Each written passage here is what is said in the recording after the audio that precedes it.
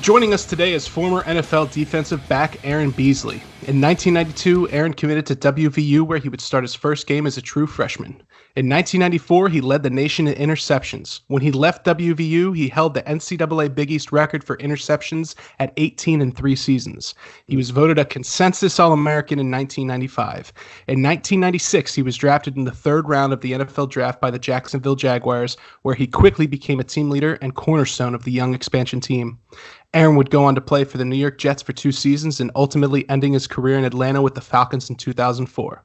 In 2009, he was inducted into WVU's Sports Hall of Fame, and today he is on the Everyman podcast. Ladies and gentlemen, a true everyman, Aaron Beasley. Yeah, there you go. That's it. I'm gonna throw that in there. That's way more than a golf clap. We'll have to put that in post. Aaron, it's a pleasure to have you here at the Everyman podcast. How you doing, sir? I'm doing well. Thanks for having me, guys. Amen. It is our pleasure. So, one of the things we like to talk about here on the Everyman podcast, of course, is football. Football in college, football in Pee Wee, football in the pros. I played all those levels. And you played all those levels, and you're still in the game. You're still in the game with the kids. So I wanted to, right off the bat, I wanted to talk to you about your experience coming out of college. You were heavily recruited out of Valley Forge Military Academy. Actually, I wasn't. Well, I know up in Boston they wanted you. I know Tom Coughlin wanted you. Well, and that's the thing. Like, I always say that I wasn't recruited out of high school.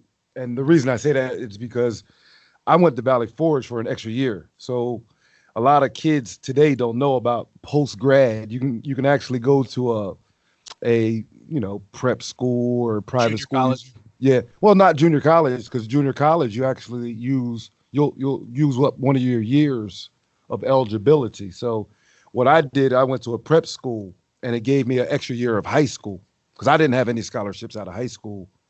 And what happened, the number one safety in the country from Florida ends up coming to Valley Forge. So me not really being a football player, I was a basketball player all my life. I started following this guy. I was like, man, that's how y'all play football down there in Florida? I never played seriously. I just used football it was like a hobby. That was something for me to get out of class or get out of school early on Fridays sometimes, Yep. There you go. Absolutely. But, wow. So my main thing was I really was a basketball player that turned itself into a football player through film study and just watching other people and emulating other players in front of me.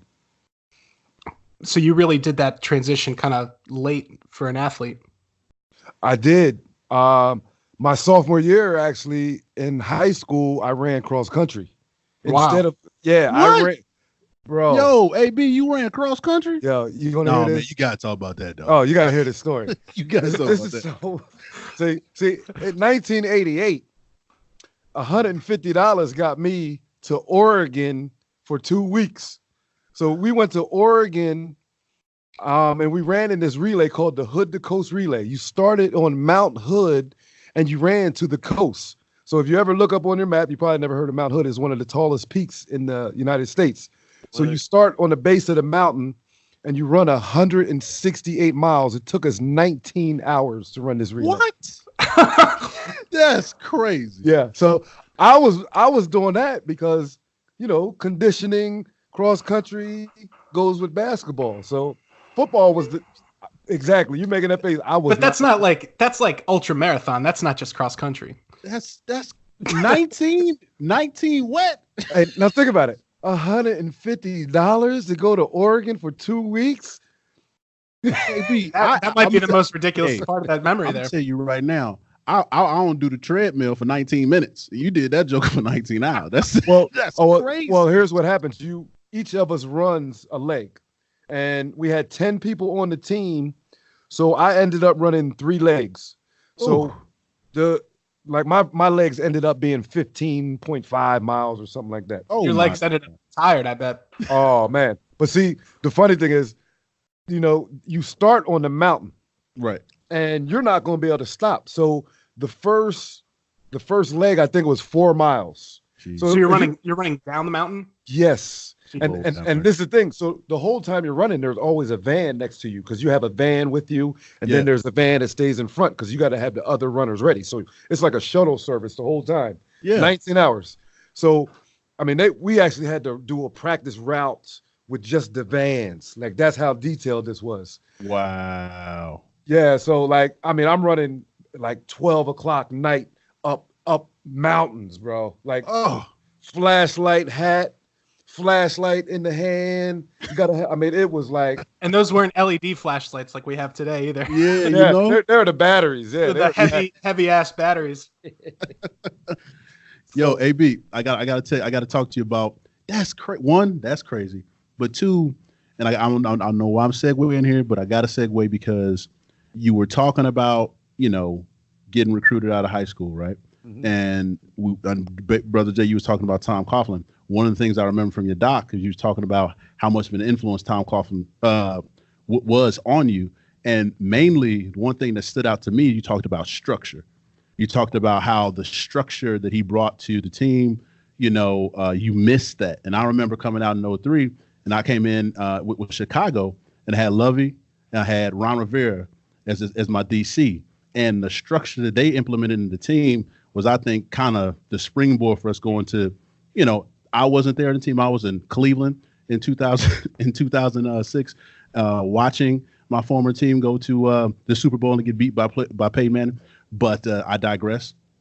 But structure. Talk a little bit about that, how that not only just influenced you then, but now, because, I mean, you're one of the smartest brothers I know, you know what I'm saying? So I just go to a Holiday Inn.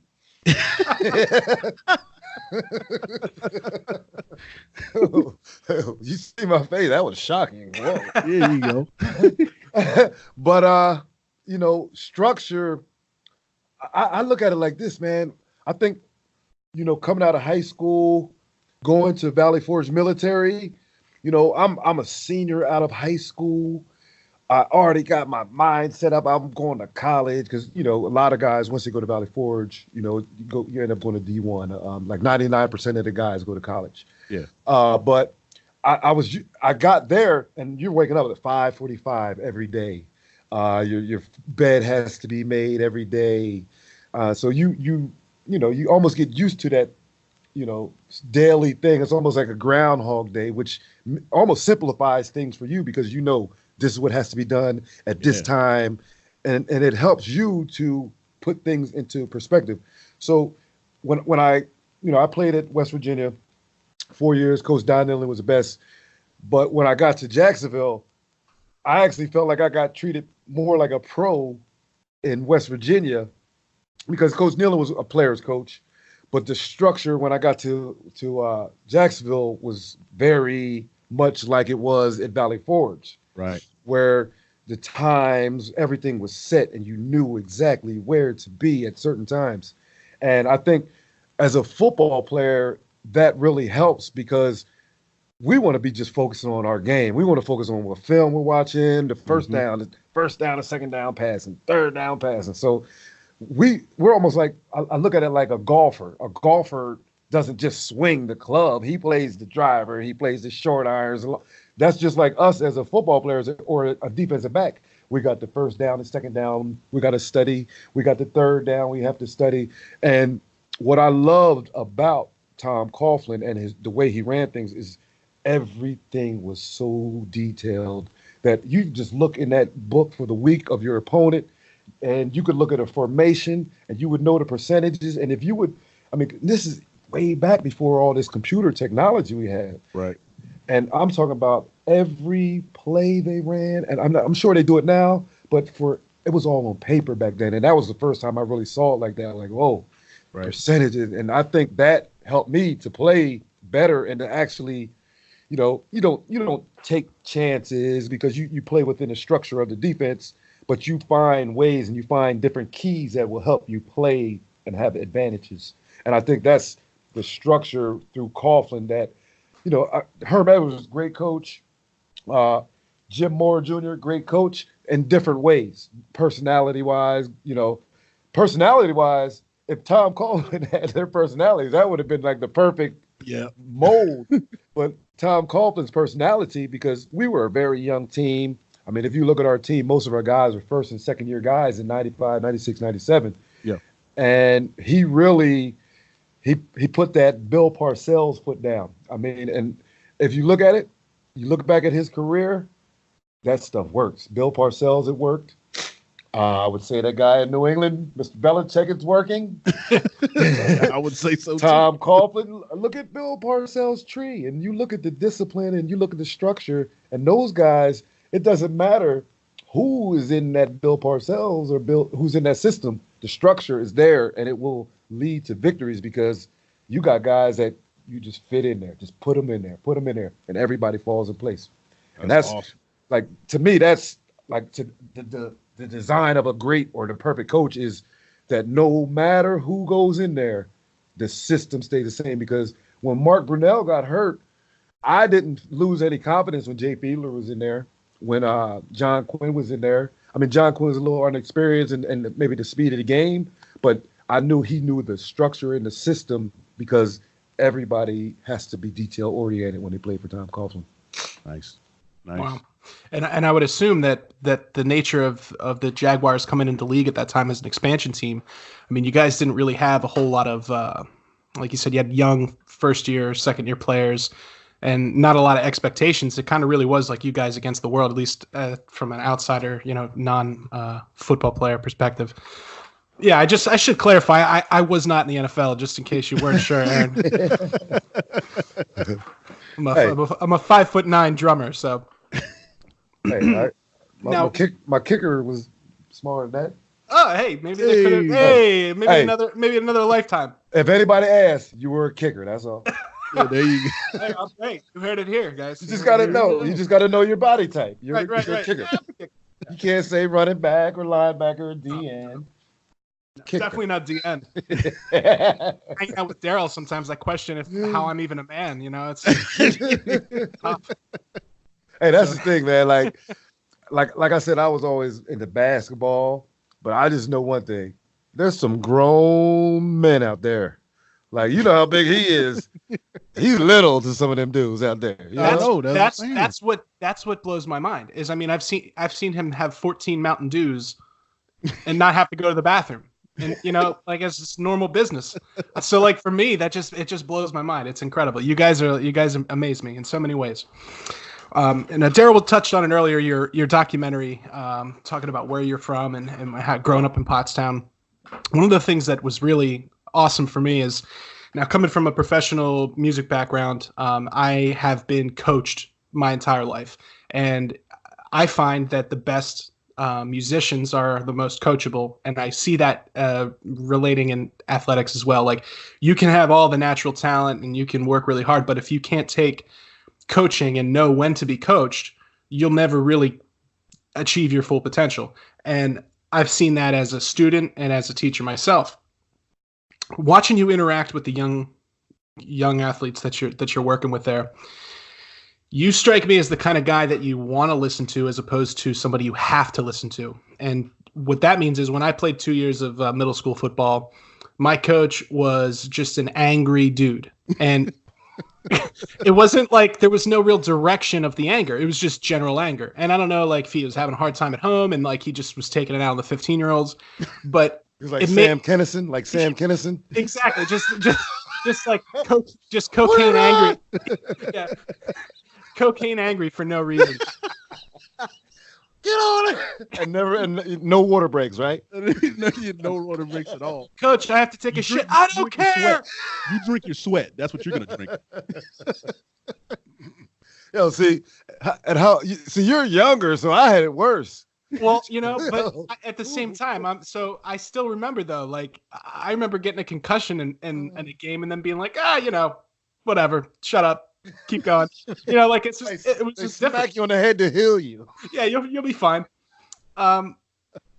So what is it about your approach to coaching? Do you take some of that Coughlin mentality when you're working with these kids? Because I kind of see that it's like you're showing them by example, but you're also cool in a way that, like, just watching, I could tell that you want those kids to get better. And it's, to me, it's not even coaching. You know, I'm just out there having a blast, passing on knowledge. So I'm really just teaching. So like I had yesterday, I had a guy. He's 14. He's getting ready for a couple of combines, and so I was running the routes for him. So it's fun for me because, you know, I still think I have some juice. You can still suit up? I could probably suit up, but if I take one hit, I'm done. I could play on air with no pads on air. As long as you've got flags on and everybody else doesn't, right? Yeah, just touch, 2-hand touch with me. That's it. But like I get out there and I'm still doing the drills because I just love doing it. I love showing kids because, to me, the best way for especially a younger guy to learn is to see it from somebody who's been there. And I think that's an advantage with when you come to learn from me. I'm actually going to do some drills with you. I'm going to explain why. I think my resume, I don't like, I'm a humble dude. I don't like bragging about my stuff, but like guys, if they know about me, like I'll tell them about how I got all these interceptions and, you know, just tell them about different tricks of the trade. But I mean, it's just a love of just passing knowledge, you know. I just know when I was growing up, I never really hung with guys my age. I was talking to, if you watch the documentary, it's a true story. My uncle I was in like 4th grade, but I was always hanging out with the other guys. And after a certain time, the younger guys couldn't play. Like I think at 7 o'clock, they shut the gym down for the younger guys and it was only adults. And they would always have like 9 adults, and I'd just happen to be there, you know. And I would be out there playing. I mean, even to this day, I wish I could have got some of those guys in the documentary because when I was 12 years old, I was playing with 22, 23, 24 years old, and I was not backing down from anybody. And it's like I always hung out with my cousin. My cousin graduated high school 1984. Man, I was training with these guys. I was the manager of the football team, the manager of the basketball team. Every Sunday I was going to play basketball with all the basketball coaches. I mean, I just live sports, man. And it's like my family lineage is like all athletes. I don't know if you know great Philly, the name of Bobby Shantz. Bobby Shantz is a baseball Hall of Famer. He's from my hometown. But like I got cousins that played Major League Baseball, Major League NBA, the Dick Ricketts and Dave Ricketts. And all my life has just been sports. So my uncles on one side, all cross country and basketball trophies. I used to study these trophies and just be like, yo, I'm going to get more than these guys. It's like every day I had a goal in front of me to get more trophies than them. I know I wouldn't get it, but, you know, that's, to me, it's like always having that goal in front of you and going for it. So that's when I talk and teach kids, I have fun. I talk junk, and it's like I try to bring the best out of them by building confidence, not knocking them down. That's really great, and I can kind of relate there because, you know, growing up, my father worked in the church. He's a pastor, and so I grew up playing music in the church, and I was always I was 15, 16 years old playing with grown men, you know, like musicians that had been professionals for 20 years, you know, 30 years. And I remember taking heat for that from people my age because they're like, why are you playing with all these old men? And I was like, I don't know, dude. I'm just like trying to learn. And then like ultimately by the time that we were all in our 20s and starting bands, the people that were, I had a clear advantage because I was hanging with that older crowd and like learning from the experts. And then you can kind of carry that on. You get that edge. And you know, from what I understand, it's all about like the edge. Some things a book can't teach. You know, you gotta have time on knowledge. Time. Somebody who's experienced some things can teach you just as much as a book. Hey, by the way, one of my good friends is John Otto. Really? Yeah, man. I'm like, I've been big into music too. What? Bro. Like, hang on a second. What is hang on a going second. on right now? You're friends with the drummer from Limp Bizkit. Yeah, they're from Jacksonville. That's my dog. All right, listen. After this conversation, you're gonna have to hook me up. You don't understand how much I love Limp Bizkit, dude. It's not even a joke. I'm like, I gotta hit it. I got his email. I'm fully torqued right now. Let me just Yeah, put it that. That's my dude, man. Yeah. Yeah. If you could hook me up with John Otto, that'd be great.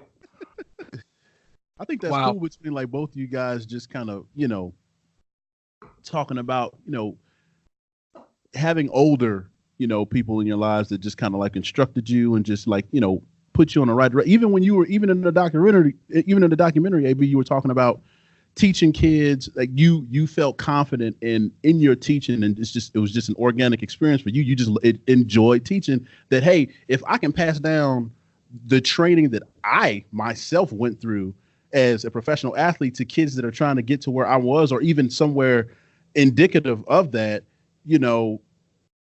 I can bet you that they'll have a way better chance going about it as opposed to somebody else who doesn't have that type of direction in their life. And I think that's pretty cool. A prime example, like I train on Saturdays out of my training complex. A prime example, I got a couple of 8th graders right now who've been working with me probably since 5th grade. They've been doing it. They know that I can just, do the ladders, do the ladder drill, lead the way. They know exactly what I do. Then I got some 8th graders that just got with me. You can see the difference. Yeah. They're great athletes, great defensive backs. But the thing is, as a defensive back, I tell my guys, you got to be like an artist. You got tools that you got to perfect. You got to perfect your brain. You got to perfect your eyes, your hips, your hands, your feet. So you got to perfect all these tools, and you can see the difference. Like some guy might be faster than my guys, but when it comes down to technique, you might not beat him because his technique is going to be sound. And you know how it is. Everybody's a great athlete, but the ones that are technical and the ones who are fine-tuned, those are the ones that win. I mean, it's a good example. You can go by the 40 time all you want, but the guy as a D-back that can turn and run, that's more important to me. Or the guy that has a 5-10-5 shuttle that can come out of his break from back pedal to forward, that's more important to me. I mean, yes, speed is important, but I'm going to tell you, I'm a prime example. I ran a 4.7. So I'm out there covering guys running 4.2. You better be a technician. You got it. You got it. Well, and if cover that ground. If your number one cornerback is just chasing dudes all day long, he's not doing his job. So what's that speed going to do for you anyway, running straight? So exactly. Yeah, exactly. Absolutely. I think like I grew up. I did grow up a football fan. I did love football, and I just didn't want to be a football. I wanted to be a basketball player. But like I grew up watching Jerry and watching Tim Brown, and a great compliment I got from those guys. One of my great friends from my hometown, Pottstown, is a lawyer out in Dallas, and he's out there golfing with Tim Brown. And he's like, Tim, man, have you ever played? You remember the guy Aaron Beasley? And my boy hit me up. He was like, man. He said, Tim Brown just hit me up. He said, technician. He said, that's the first thing that came out of his mouth. And it's like when you grow up watching guys and, he was a 1987 Heisman winner at Notre Dame. And I'm like, I used to watch all his games. I used to want to be Tim Brown. I have my fingers taped up like if everything, the spat. Notre Dame, baby. So when you play against a guy like that, you don't know how much adrenaline comes up. When you played against Jerry Rice, the first time I played against Jerry Rice, I got him to kick me and got him a penalty because I was out. I used to get so amped up. I got amped up and had him on the bottom of the pile. I said, am I allowed to cuss? Yeah. I said, motherfucker, this ain't gonna happen no more. I was like, cussing. I guess he's like, who's this motherfucker? He just started kicking, bitch, get off me. I'm like, hey, so I just wanted to do it to get a reaction, and I got out of there, got back to the huddle, got my call, and I'm good. I started some shit and got up out of there. Because the funny thing is, he was so frustrated. Later on, he got into a beef with my boy. He thought it was me. It was the other corner. That's crazy. That is every man's style right there for sure. Now, tagging along with the technician aspect of being a successful pro, we've talked to pro wrestlers, we talked to shredder guitar legends, and one thing I'm always interested in is preparation. What did you do before a game? What were you doing outside of your regular training regimen? What were the things that you did that helped you stay in the league for 9 years, stay consistent, be successful in different systems? What was that physical prep like? And what's it like compared to what you do now? I would say, I mean, just because you have a week to prepare, I mean, it's not like you got to build into it, because a lot of football that people don't realize is letting go of the week before so quickly. We play on a Sunday. You might not have had a good game, but you got to let that thing go because Monday you're back on. You're gonna watch a film and you're back on to somebody else. So a lot of it is being able to let go and reset and focus on the next. And a lot of people don't realize that is a big thing because, just as a player, I tell my guys, a lot of coaching or a lot of playing. I mean, it's 90% mental. It's a lot of psychology. It's a lot of acting. You as a corner, you're going to get beat, but you got to act like you didn't get beat. Mm-hmm. So you got beat on a touchdown. You got to be like, okay, you got me. I'm on to the next. Yeah. So what I'm trying to get into as far as the prep, letting that go on to the next. But I mean, it starts Tuesday. You got to do some kind of running Monday, get all that lactic acid out of your body because, I mean, a game of 60 plays at that level is so physical and so it drains everything out of you. I mean, I'm gonna tell you, for a game, I hate talking about this. I used to drink like 6 cups of coffee before a game. What? Yes. How did you not shit yourself running around the field getting hit? I had to piss all game. Listen, diuretic. I had to piss all game. Oh man! But when you got to piss, you run faster. They say. But no, I would be out there wired, dude. Like, I mean, it would start when I woke up, cup of coffee. Go to breakfast, cup of coffee. Eat breakfast, leave, cup of coffee. So by the time I get over there, I'm like, you've already had 4 by the time you get to the stadium. Yeah, man. And then this was when Red Bull first came out. Oh man, halftime there'd be like 2 cases under there. Grab a couple. Hey, but you got to understand the intensity of one play in the NFL. The intensity is so high. I mean, I'll give an example. My second year, I fractured my hip. I was playing bumper run against Carl Pickens. I went to jamming, my foot got stuck in the ground, and boom! I just thought it was a regular hip pointer. I played the whole game. Oh my God! Because of adrenaline, that coffee. You know how it is. We don't want to come out. You definitely don't want to come out. Yo, who's behind me? Oh, he can't. He ain't ready. I gotta stick this one out. But I played the whole game with a broken hip. Just the adrenaline and like the physical toll is something else. Because that next day, they had to come get me. They had to come get me. So like I'm just using that as an example of the intensity because one play could just change everything. I mean, we see it. I mean, my rookie year, look, I missed one play my whole college career. My rookie year, I fractured my shoulder blade. I got 3 cracks in my shoulder. Jeez. So I missed 10 weeks. Second year, I missed 10 weeks. A funny story, the time I fractured my shoulder, I know it ain't funny, but I'm sitting there, I'm like, I thought I had a stinger. And my man Dana Hall was out there. Dana Hall was the safety. I'm like, Dana. I'm like, yo, my shoulder, man. I don't know what's up. So I'm like, here, let me put my arm up on your shoulder. So I had to flick my arm up. I had to throw my arm up on his shoulder as he's standing there. He's like, yo, get out there. They're breaking the huddle. I'm like, okay. My arm just went. It was just swinging, right? So this is my rookie year. Eddie Kennison's out there. Eddie Kennison running 4.240. So I'm out there covering them. I'm off coverage. They threw my way, dude. Oh. Like, I made the play, but I had to keep on moving, bro. I said, yo, take me to the x-ray. Because I actually had a fracture in my shoulder, 3 cracks. I had 3 cracks. Nerves started. It was the scariest thing ever. Because I missed one play. And then after that, I had to get my first MRI. And from what I've been told, my trainer, Mike Ryan, told me that was the worst experience he's ever heard of for somebody with an MRI. So Wow. I had to go in there and I could only lay one way. My MRI took 5 hours. Jesus. Like this, like sideways. Oh, bro. So I know I'm a little off subject, but you said the physicality. Yeah, that's what we want to hear, though. Yeah, that's exactly what. You know, the cool thing about that, AB, is like, you know, the one thing I heard you say in that is like, even before you went and you told Fantastic, because that's how it is. You know what I'm saying?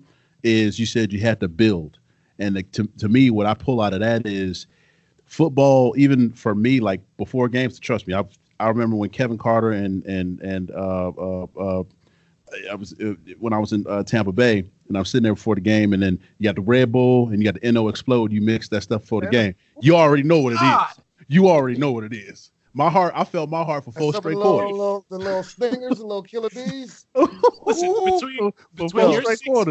between your 6 coffees, your NO2, and my heart disease, none of us should be sitting here. And then a big old bottle of smelling salt. That's exactly. And you already know. You know what I'm saying? I got Chris Hobad. I got Kevin Carter. You know what I'm saying? I got Speed. They sent up there like, yo, DC, you feel it? I'm like, I can hear it. I can feel it. I can see it. We all in it. I am it. Should I be hearing my heart right now? Like, no, you good. You ready to go. So I'm sitting there like, yo, like, but everything is about that build. Like you said, you put your foot in the ground, you felt that pop, but you're like, yo, I still gotta go. Yep. If you didn't build, if you didn't formulate your body into what it was up to that point, that attrition, because to me, football is all about attrition.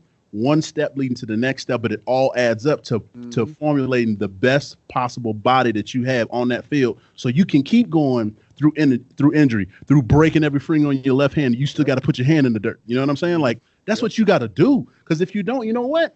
Somebody is waiting to take your damn job. You already know what it is. So, I mean, that's what you got to do. It's all about attrition. It's all about taking care of your body. Like you said, on Monday, they got to come get you, but they ain't going to come get you on Sunday. You feel me? So you had that, like you said, that next week to prepare your body, even knowing that you already got a little bit, you know, injured, or I should say nicked the week before. You see what I'm saying? So that brings up a great point, because you're actually getting ready physically and you're getting ready mentally. Yep. Because the physical part is getting your body back, cold tubbing, the training room. See, people don't realize somebody gets hurt, they're up 6 o'clock in that training room. They ain't leaving till 5, 6 o'clock every day.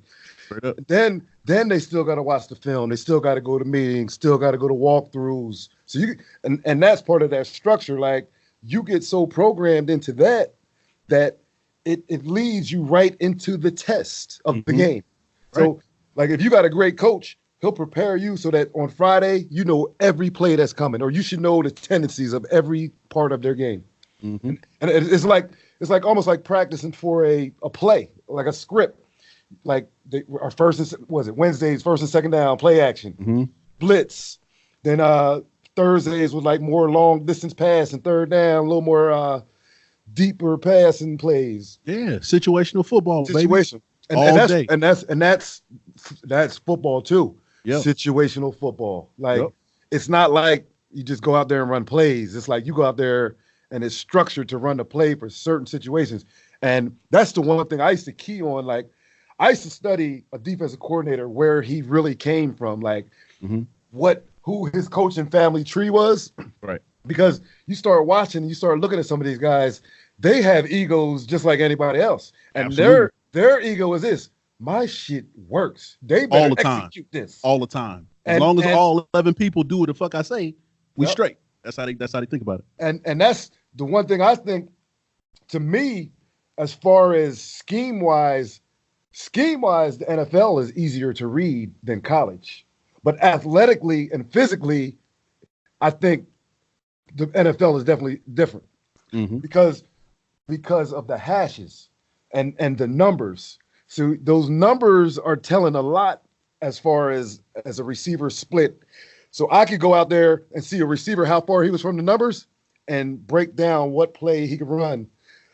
And that's why, like, as far as preparing, that's part of that mental part where I would take the film home, and, you know, the cowboy where you can boop, boop, boop. I would sit there in my position, boom, boom, working the steps, working the bump and run, and so you get into a rhythm and you get the timing. Because another thing I teach a lot of my young guys, you gotta mess up timing up there. So what I'm doing during that week is figuring out the timing and where do they like to throw and what are their spots and how that receiver lines up on a pass or versus a run, or is he getting down? Is he fixing his gloves? I try to find every little clue I have during that week mentally. So it's like there's so many. That's why I was saying it's a build up because you're preparing for physically getting your body ready, keeping your technique tight. Because you still do one-on-ones and all that stuff. You're still going against the number ones and work on stuff. But then mentally preparing as far as how to break that play down. Because as a football play, that's 10 seconds at the most. And I got to scan that formation. And it's so much I got to do in like 3 seconds. I mean, it's a lot. And that's 60 plays. So you got to be kind of I think one of my favorite coaches, Frank Gans, he says that you have to be a 90% brain surgeon and 10% axe murderer to be a great football player. Axe murderer. That's a pretty good blend. He said 10% Jason. 10%. That's what he said. 10% Jason. Jeez. Well, I think that's something, calling back to what you're talking about, rehab. I don't think a lot of your average NFL fans, I don't think they understand, number one, that you guys are human beings with like moving parts, and two, the work that goes behind we see, we see the little bits in between all the commercials for Ford and pharmaceutical companies, and then we go on with our lives and then just bitch about it. And we don't see like you said, at 6 a.m. in the ice tub, rehabbing your knee till 5 o'clock, and doing that every day to come back from an injury, knowing that it could just happen to you all over again. So I think that really opens my eyes to what that reality is. So thank you for sharing that. That's incredible. I'm sorry I get a little long with it sometimes. No. This is we just talking, man. This is what we do. This is great. This is what we do. AB, I think one of the things too, and even catching up with you at the officiating academy, a couple weeks back, it was awesome seeing you out there. And like I told you all through that highlight, brother. So, we got to see that for you roll out. You know what I'm saying? Okay. You know what I'm saying? Looking out for you. Hey, you know what's crazy? I thought about that, man. I was out there. I was talking to the guys so much because I wanted to get all the feedback. So I wasn't even worried about the clinic. I was like, tell me whatever I need to know because I'm about to go take over this thing, man. That's it. And I know we've been talking about earlier before we even got on the podcast, and we're just talking about just some of your passions, some of the things that you're into. And I think a lot of people, especially, as they're, getting further and further into what it is that we do with the Everyman, want to know about, your passions in life. You know what I mean? Like transitioning from the field, how that, permeates throughout your day, throughout your week. Like what are some of the things? Like I said, I caught up with you at the officiating academy. You trying to be a ref, you know what I'm saying? We got the Pottstown documentary. Hey, you trying to get in production, you know what I'm saying?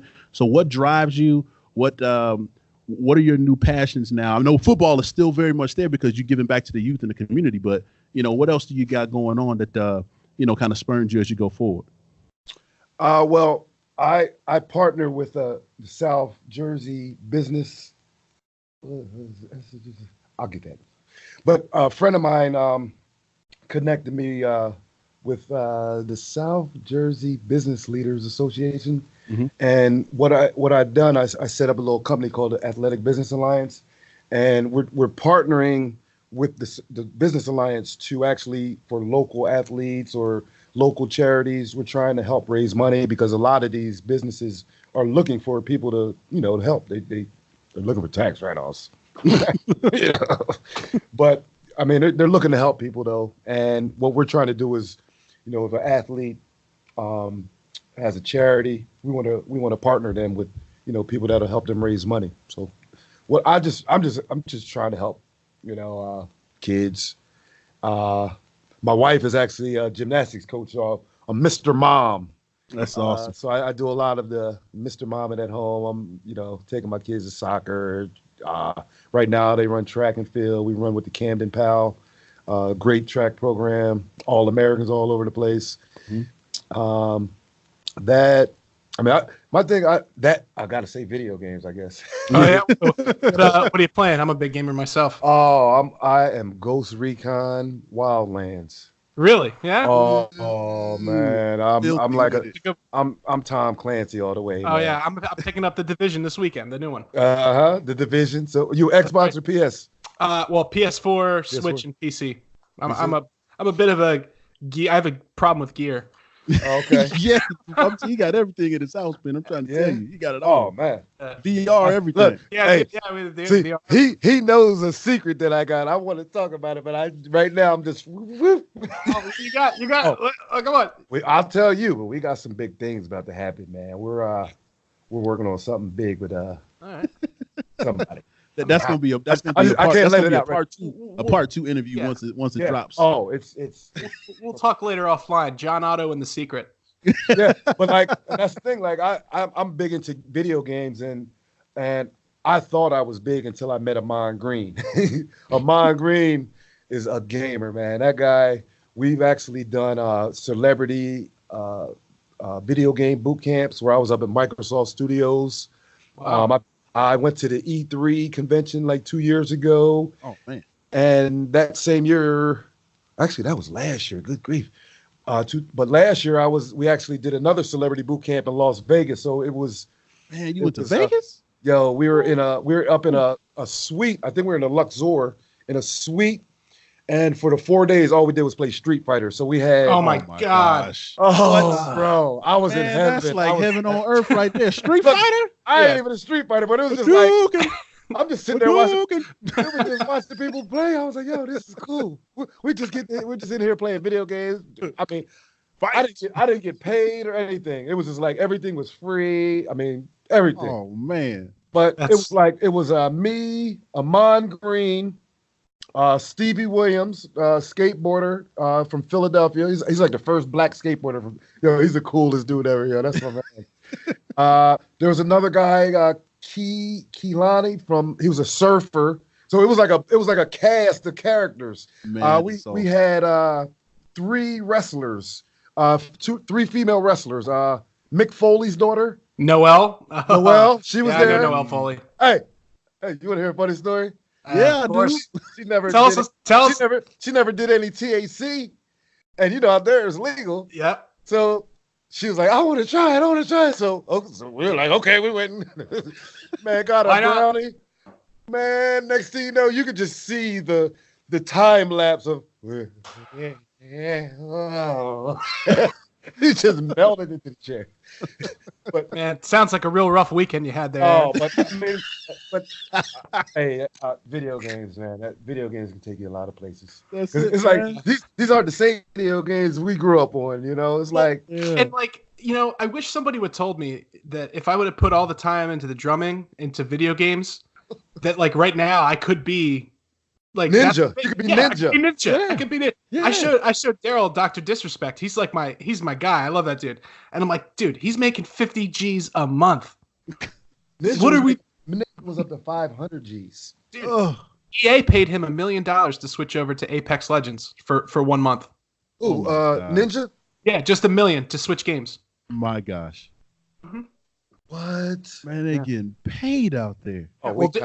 See that slapping these boys with money, man. Wow. They're building a Overwatch arena down in Philly. Yeah. It's a Fusion Center. $50 million. Yeah. And Fusion's the team, right? Yo, AB, that's what you was talking about, right? Yeah, that's what I was talking about. Yep. Man. But the thing is, they're coming up everywhere. Atlantic City. They got one in Vegas too. That's the one I was at in Vegas. 30,000 square feet. The one that you're talking about, Fusion, is going to be the biggest one in the country, though. I can't wait to see that. That's going to be incredible. That's amazing. Esports on the Everyman Podcast. That's it. Love it. I love it. I love it. So a few more things I wanted to touch up on here before we let you go for the evening. In 2004, you ended that's where you were with the Falcons, and that was kind of Michael Vick's coming out season. Yeah. And he changed the game in so many ways. And that was the year. I mean, I was just looking at that roster before we got on the call and looking at all that amazing talent that was on that team, led by Jim Mora Jr. A couple questions. One, when you first saw Vic on the field at practice, and you're practicing against the offense. Did you know, like, oh, here, this is it? This is the next wave? Did you see it coming? Like, what was that like? Like, how, put into perspective for people that are listening, how incredible of an athlete he was and how different he was at that time. See, it's good because I can tell you from the perspective, because I played with another left-handed quarterback, Mark Brunell, and the one distinct thing as far as arm talent, I would say definitely Mark more accurate, but that whip of Michael Vick, that thing just whipped out there like, whip, like yeah. But I mean, like when I was there, 2004, he was really just becoming a dual threat, you know, because he was more drop back, run around and just run around and throw. Yeah. But they started incorporating a lot more reads for him, and you know you could just see like the arm talent was incredible because like you know you do your one-on-ones and you know, you're running a go route and he out throws both of you by like 15 yards. It's like on a flick. Yeah, just like that, man. I mean, the one thing that was great, being down there in the off season, we would play like what's the frisbee game when you catch it and you can't run forward but you can run ultimate frisbee. Yo, we were playing that and Michael Vick was on my team. Good grief. Like you thought he was a receiver. Yo. He went and got it like a receiver, man. I was wait. He was throwing the frisbee to himself? Well, no, somebody threw it to him. Okay, I thought you were saying he was like Mr. Perfect and like throwing it up and then running and catching it. I'm talking about. I probably could do that. He probably. And I saw him and D'Angelo Hall after practice race. I mean, he was amazing. That dude is a freak. But the funny thing is, you know, that year. I didn't start, but that year, my first 2 games as a Falcon, I got 2 interceptions, and both of them were like, I saved Michael Vick's ass. Hey, and the funny thing is I saw him a couple years ago at Ron Jaworski's golf tournament. Oh, yeah. And I was like, yo, what's up, Vick? Oh, he was like, yo, B, you saved my ass a couple times, boy. Like, you know how cool he is.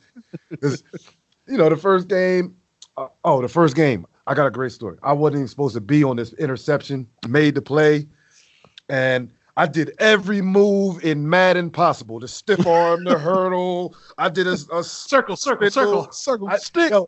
If we're gonna have to dig up that copy, if we can find that copy from Chris Berman, he whoop, whoop, whoop. He did everything. Look, so I got to like the 15-yard line. I caught the ball in the end zone. I got to like the 15-yard line. I was so tired. I looked back. I was about to pitch it off to a defensive lineman, and I just said, oh, no, never mind, right? So Mike Vick, he ain't look out for me. He scores the next play. All right. So my coach is like, all right, we back out there. I'm on the sideline with the oxygen mask. He's like, what the fuck is wrong with you? Get your ass back out there. He's trying to make me go out there. I said, coach. I said, I can't go. He said Vic wasn't looking out for me. He scored the next play. Vic wasn't looking out. He scored the next play. No. Oh, that's funny. That's insane. You know, I had an opportunity to stay on the sideline for a little bit of a preseason game in 2011 of the Steelers and the Eagles out in Pittsburgh. And I'm standing there at warm-ups, and Michael Vick comes out. The Steelers were already out there. You got Ben, like Heath Miller. They were all just warming up. And then Michael Vick comes out, and everything stops on the field. Everything. Ben's got 2 rings, and he stops. Vick's standing at the 30-yard line. And so, like you just said, he just puts his hand up, and it's like, whew, like he was talking, man. But he was throwing to somebody who was on the goal line from his own 30. Mm. And this is Vick, like I said, 2011, years later, just hanging out, whoop, and he's like having a conversation, and just like it's no big deal. And I remember looking around, like Jason Lockenfor was on the sidelines there, and like everybody it was like everyone was like, wow, this is we're seeing somebody special here, you know? Because like most people would be like, a big old wind up. Exactly. Like you see Ben doing it, and he's like lanky ass throwing it over there. And Ben's great. Don't get me wrong. I love Ben. But like I was just, you know. And then of course when Michael Vick came to the Steelers, it was not the Michael Vick I was hoping for. That was, yeah. But he still won a game for us. That leads me to another thing. You know, Mike Vick, he didn't really start becoming that thrower until he got to the Eagles, right? Remember that year he had with the Eagles? Yeah. That was incredible. And remember that game against Washington? See, Mike Vick, I used to wonder because, you know, I always would have the quarterbacks, you know, Mark Brunell and Chad Pennington. You would never see the quarterbacks. Quarterbacks always took their lunch and they went back up to the quarterback room. I'll be like, Mike, why are you down here playing video games with us? He'd be out there playing Fight Night with us. Man, Fight Night was a great game, though, man. Yo, Fight Night was that deal. And I suspect there was no Fight Night in Philadelphia. Maybe that had something to do with it. And the thing is, he would be like in a rush. So, come on, man, y'all gotta let me go real quick. And he knew he had to get to his meeting, but he had to sneak some Fight Night in, yo. Man, that's fantastic. I loved Atlanta though, man, because like I got one story I love to tell about Jim Mora, man, because Jim was such a man. I love playing for Jim Mora, but we would have these we called them black paint games. So if we were on the road, you know, Atlanta, Carolina's a black paint game. All your division games are black paint games. So you play on the road, all the coaches have to wear some eye black. So you got some coaches wear a little side. Some coaches, you know, just look. So I would come out there with the crazy, you know. But so we had one game. It was a ESPN Saturday night. We played Carolina, and we were beating them bad, like 17-0. And this is Julius Peppers. No, you talking about a freak. Man. You talking about a freak athlete. Yo. Julius Peppers. We were winning 17-0. All week we had practiced some trick plays just in case, because, you know, we knew it was going to be that kind of game. We practiced some trick plays, and they actually took the lead on us like 20-17 or something like that. And so what happened, Jim Mora, he comes up to me, because I was like a vet, but, you know, I was just cool dude. Jim Mora comes up to me.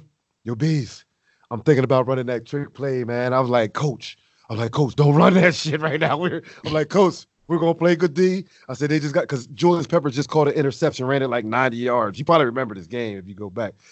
But Julius Peppers ran it. Jim Mora comes to me. It was the next kickoff return. I'm going to run it, Beasley.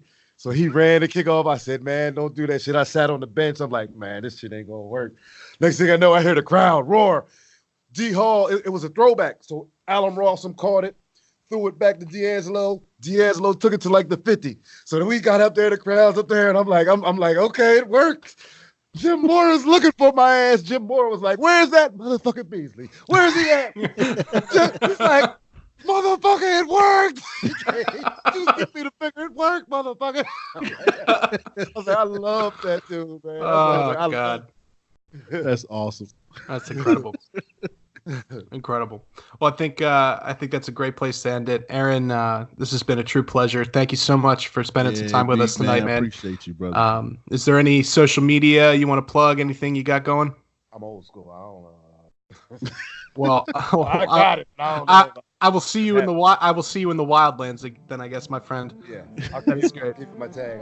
There you go. Beautiful. All right. Thank you very much.